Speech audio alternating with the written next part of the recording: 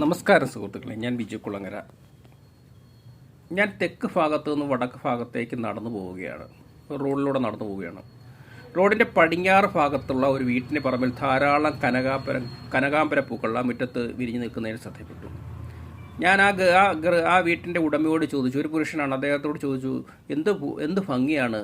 അദ്ദേഹത്തോട് പറഞ്ഞു, എന്ത് ഭംഗിയാണ് ഈ പൂക്കൾക്ക്. അയാൾ പറഞ്ഞു, ഞാൻ ഇതിവിടെ വെച്ച് പിടിപ്പിച്ചതാണ്. ഞാൻ ആ പൂക്കളുടെ ഭംഗി ആസ്വദിച്ചുകൊണ്ട് നടത്തം തുടർന്നു.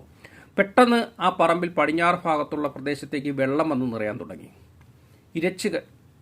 ഒപ്പം ഞാൻ പോകുന്ന റോഡിലേക്കും വെള്ളം ഇരച്ചു കയറി. കടൽ വെള്ളമായിരുന്നു അത്. പടിഞ്ഞാറുള്ള സമുദ്രത്തിൽ നിന്നും സുനാമി തിരമാലകൾ ആ ഭൂപ്രദേശം മുഴുവൻ വിഴുങ്ങാൻ തുടങ്ങി.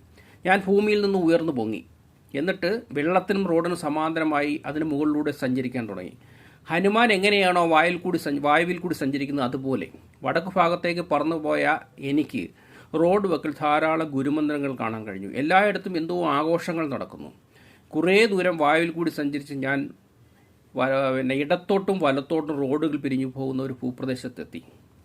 പടിഞ്ഞാറ് ഭാഗത്തേക്ക് നീണ്ടു നടക്കുന്ന ഒരു കാനനപാതയുടെ മുകളിലൂടെ ഞാൻ പടിഞ്ഞാറ് ഭാഗത്തേക്ക് വായുവിലൂടെ സഞ്ചരിച്ചു, പറന്നുപോയി.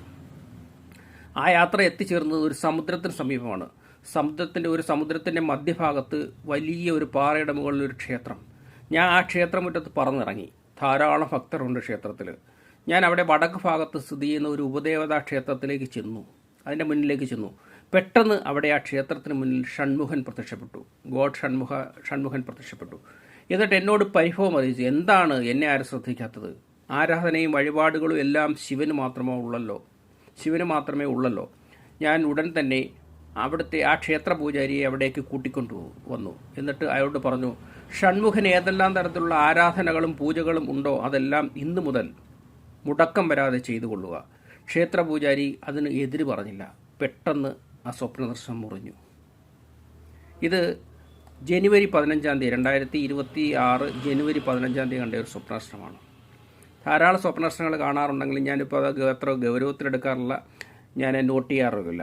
അപ്പോൾ ഇതൊരു വ്യാഖ്യാനം ആവശ്യമുള്ള ഒരു സ്വപ്നദർശനമായിട്ട് സുനാമി ഈ സ്വപ്നദർശനത്തിൽ സുനാമി വരുന്നുണ്ട്.